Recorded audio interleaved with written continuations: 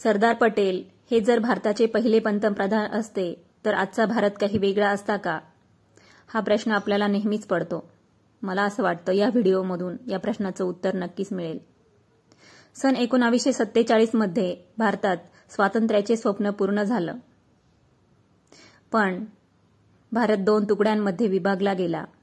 एकीकडे लाखो लोक स्वातंत्र्याच्या आनंदोत्सवात रस्त्यावर आले होते, तर दुसरीकडे हजारो लोक आपले घर सोडून दुसऱ्या देशामध्ये जाण्यासाठी असहाय्य होते. विभाजनाच्या या सांप्रदायिक आगीमध्ये दंगे भडकवले गेले. ज्यांनी हातात हात घेऊन स्वातंत्र्याची लढाई लढली होती तेच आज एकमेकांच्या जीवावरती उठले होते. पाकिस्तान जम्मू काश्मीर हडपण्यासाठी जम्मू काश्मीरमध्ये घुसून माणसांची काटपीट करत होता. दुसरीकडे हैदराबादचा निजाम पाकिस्तानशी मिळून दुसरा देश बनवण्याचे स्वप्न बघत होता. त्याचप्रमाणे जुनागड, भोपाळ आणि जोधपूर यांसारख्या संस्थानांमध्ये सत्तेसाठी काहूर माजले होते. ही संस्थाने इतर संस्थानांनाही भारतात सामील न होण्यासाठी भडकावत होती. खरं तर भारताचे शेवटचे ब्रिटिश व्हाईसरॉय लॉर्ड माउंटबॅटन यांनी भारताला 2 तुकड्यांमध्ये विभागले होतेच. त्याचबरोबर भारतातील 565 संस्थानांना स्वातंत्र्य दिले होते की ते एकतर भारतामध्ये विलीन होतील किंवा पाकिस्तानमध्ये विलीन होतील किंवा स्वतंत्र देश म्हणून त्यांचे ते अस्तित्व त्यांना ठरवता येईल. हा त्यांचा पूर्ण अधिकार असेल. त्यावेळेस भारताचे एक नाही तर काही शेकडो तुकडे झाले असते.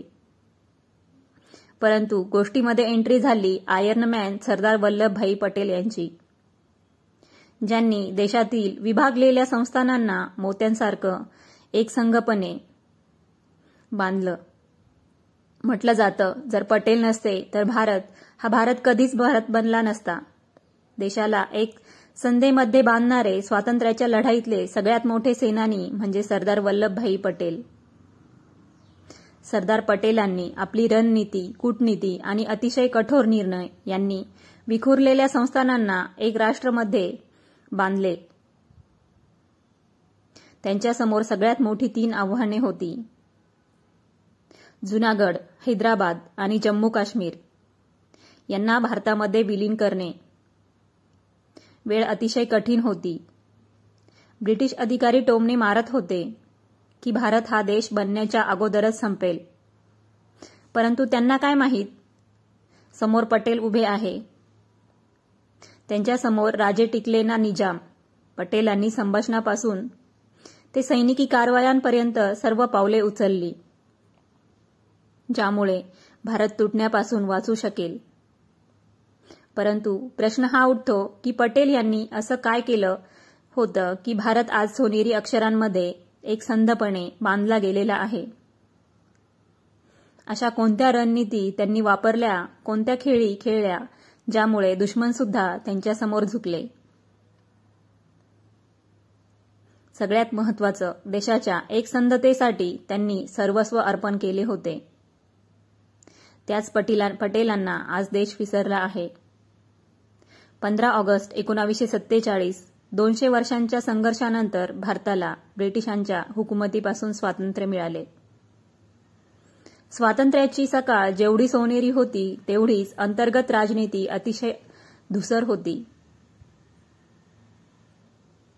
काँग्रेसचे जास्तीत जास्त वरिष्ठ नेत्यांना वाटत होते की सरदार पटेल भारताचे पहिले पंतप्रधान व्हावे,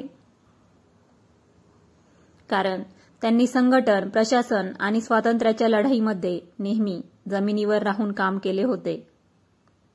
परंतु दुसरीकडे नेहरू यांचा अट्टहास होता की तेच पंतप्रधान होतील आणि त्यांना समर्थनही महात्मा गांधींचे मिळाले.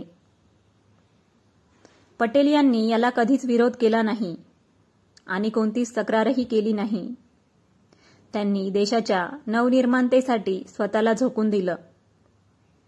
पटेल निघाले होते देशाचे विखुरलेले 565 संस्थानांना एकसंधपणे भारतामध्ये सामील करण्यासाठी. खूप सारे संस्थाने पटेल यांच्या दृढता आणि संघर्ष याच्यापुढे काही न करता भारतामध्ये विलीन झाले.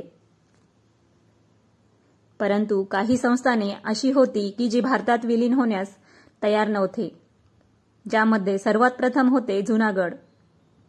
जुनागडचा शासक एक मुस्लिम नवाब होता, परंतु त्याची 80% लोकसंख्या ही हिंदू होती. स्वातंत्र्य मिळता क्षणी नवाबाने पाकिस्तानमध्ये विलीन होण्याची घोषणा केली. ही बातमी जशी लोकांमध्ये पसरली तसा गुजरातमध्ये हाहाकार माजला होता. दंगली झाल्या, जनता रस्त्यावर उतरली. तेव्हा पटेल यांनी कोणतेही हत्यार घेतले नाही. मोठमोठी भाषणेही त्यांनी केली नाही. त्यांनी सरळ निर्णय घेतला की येथे जनमत होणार. लोक स्वतः निश्चित करतील की त्यांना कोणत्या देशात विलीन व्हायचे आहे. जेव्हा मतदान झाले तेव्हा 99% लोकांनी भारतामध्ये सामील होण्याचा निर्धार केला आणि फक्त 1% लोक पाकिस्तानमध्ये जाण्यासाठी तयार होते. जुनागड हा कायमचा भारताचा हिस्सा बनला. तेव्हा जुनागडचा नवाब मोहम्मद खानजी तृतीय हा आपल्या बायकांना आणि आपली संपत्ती घेऊन जहाजामध्ये पाकिस्तानला पळून गेला. त्यानंतर पटेल यांनी पाकिस्तानचे पहिले विदेश मंत्री मोहम्मद जाफर उल्ला खान यांना म्हटलं होतं की तुम्ही जुनागडच्या नवाबाला पाकिस्तानमध्ये विलीन होण्यासाठी भडकवलं होतं ना.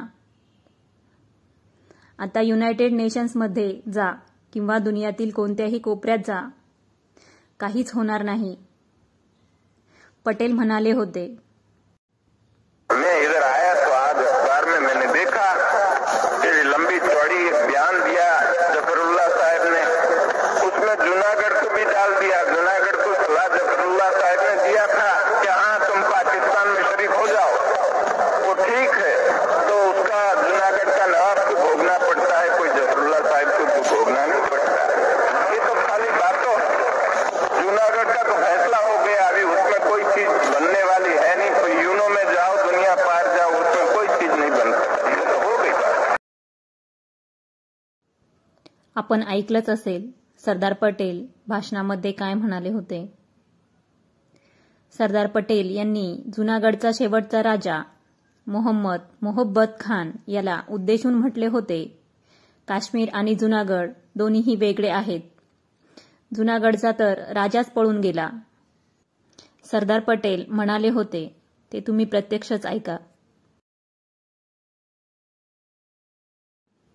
कश्मीर का मामला तो अलग है, जूनागढ़ का मामला अलग है. जूनागढ़ यूनो के पास जा नहीं सकता क्योंकि गढ़ में एक मक्खी भी मारनी नहीं पड़ी, किसी के ऊपर कोई हथियार चलाना ही नहीं पड़ा. फिर क्या रहा?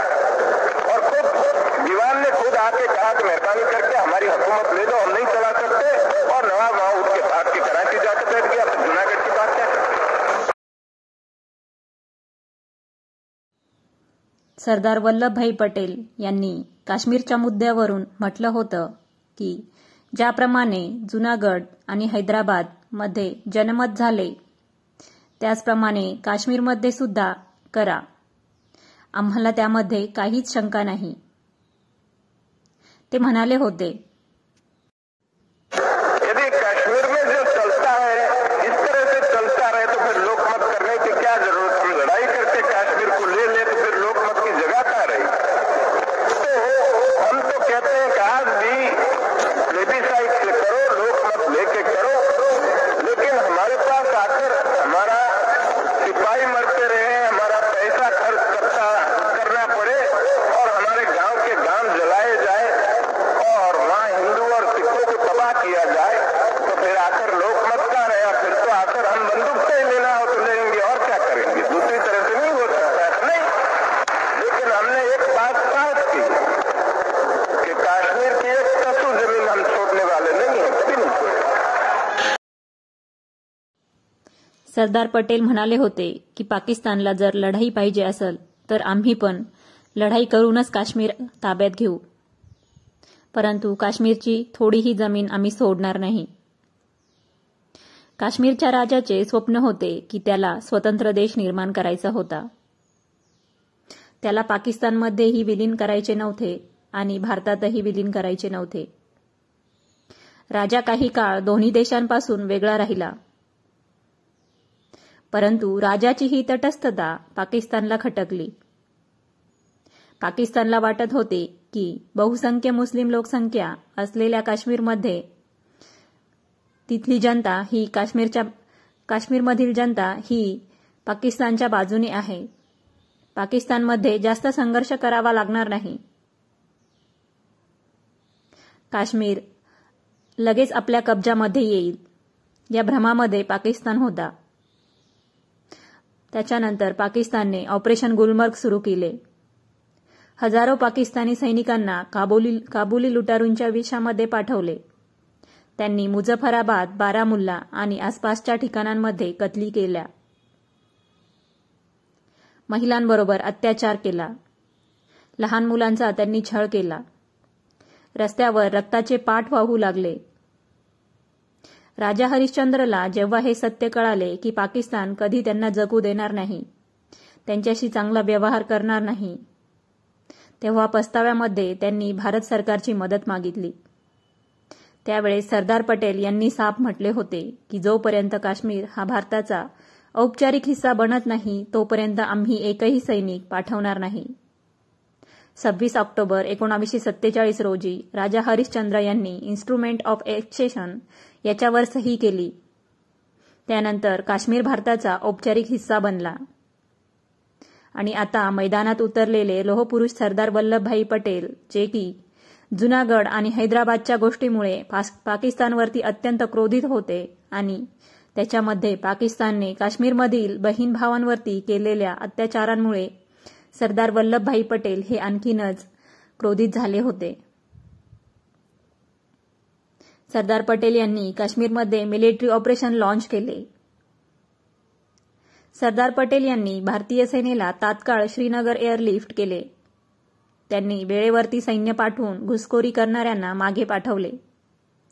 जर कदाचित इथे एक दिवसही उशीर झाला असता तर काश्मीर पाकिस्तानच्या कब्जामध्ये गेले असते आणि पाकिस्तानने काश्मीरला गिळंकृत केले असते आणि आजचे चित्र काही वेगळे असते. जेव्हा आपला विजय होत होता तेव्हा नेमकी जवाहरलाल नेहरू युद्ध थांबण्याचा निर्णय घेतला. नेहरूंनी युद्ध थांबवण्याचा निर्णय घेतला आणि युनायटेड नेशनमध्ये घेऊन गेले. हा मुद्दा त्यांनी युनायटेड नेशनमध्ये नेला. सरदार पटेल या निर्णयाच्या अतिशय विरुद्ध होते. त्यांनी साफ म्हटलं होतं की हा युद्धाचं प्रकरण जर माझ्या हातात असतं तर मतभेद उभे राहिलेच नसते. सगळे इतिहासकार हेच मानतात. सरदार पटेल यांनी हे प्रकरण हाताळलं असतं तर सगळं काश्मीर आज भारतात प्रमुख अंग असतं. काश्मीर हा भारताचा सगळा मुलूक असता. पटेलांसमोर सगळ्यात मोठं आव्हान होतं ते हैदराबादचं. हे भारतातील मध्यभागी असलेलं आकाराने मोठं असं संस्थान होतं. हे अतिशय श्रीमंत होतं. तेथील निजाम त्यावेळी जगातील सर्वात श्रीमंत व्यक्तींपैकी एक होता. परंतु हैदराबादचा शासक मीर उस्मान अली खान हा स्वतःला भारतापासून वेगळं ठेवू इच्छित होता. तो स्वतंत्र हैदराबाद राष्ट्र बनवण्यासाठी अडून बसला होता. त्याचप्रमाणे एक उग्र इस्लामिक संघटन उभे राहिले होते. या संघटनेची मिलिटरी हिंदूंवरती रस्त्यावर अत्याचार करत होते, कत्तली करत होते आणि निजामची सरकार शांत बसली होती. जेव्हा गोष्टी हाताबाहेर गेल्या तेव्हा सरदार पटेल यांनी वेळ न दवडता ऑपरेशन पोलोचा आदेश दिला, ज्याला इतिहासामध्ये पोलीस ॲक्शन या नावाने ओळखले जाते. 13 सप्टेंबर 1948 भारतीय सेनेने हैदराबादच्या सीमांवरती 4 दिवस सैनिकी कारवाई केली.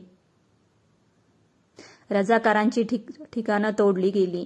निजामाच्या फौजांना उद्ध्वस्त केलं गेलं आणि शेवटी 17 सप्टेंबर 1948 रोजी निजामने सरेंडर केले आणि हैदराबाद हा भारताचा हिस्सा बनला.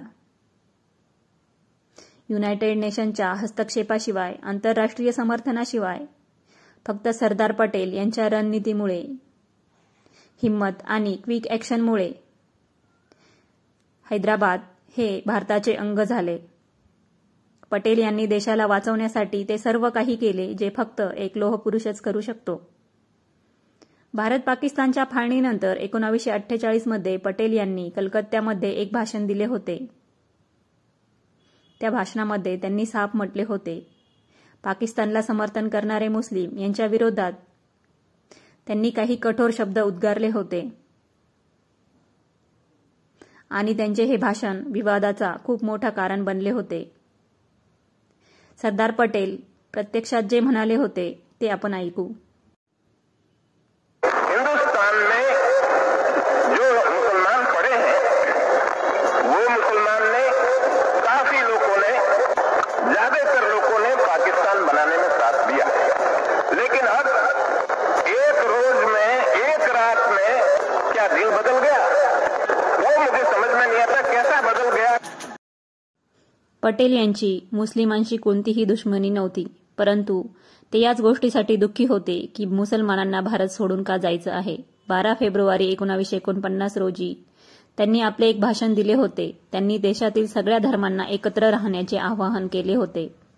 ते म्हणाले होते, हमारा कर्तव्य ये है कि हमें निश्चय कर लेना चाहिए कि हमें हिंदुस्तान में जितने लोग हैं सबको मिल के भाई भाई की तरह के रहना है. एक दूसरे के साथ गुरका गुरकी करने से कोई काम नहीं होगा और इस तरह से नहीं करना. कोई भी कौम हो, हिंदू हो, मुसलमान हो, सिख हो, पारसी हो, ईसाई हो, सबको यही समझना चाहिए कि ये हमारा मुल्क है. सरदार पटेल भारताच्या स्वातंत्र्याचे ते प्रकरण आहे ज्याच्याशिवाय आपण भारताच्या अखंडतेचं स्वप्नही पाहू शकत नाही. परंतु शोकांतिका ही आहे की आपला देश त्यांना पूर्णपणे विसरला आहे. भारताचे पहिले राष्ट्रपती डॉक्टर राजेंद्र प्रसाद यांनी म्हटलं होतं की आज भारत जो काही आहे त्याच्यात मोठे योगदान सरदार वल्लभभाई पटेल यांचे आहे. खरंच जर सरदार वल्लभभाई पटेल हे भारताचे पहिले पंतप्रधान झाले असते तर भारताचे चित्र आज काही वेगळेच असते. पीओकेचा प्रश्न राहिलाच नसता.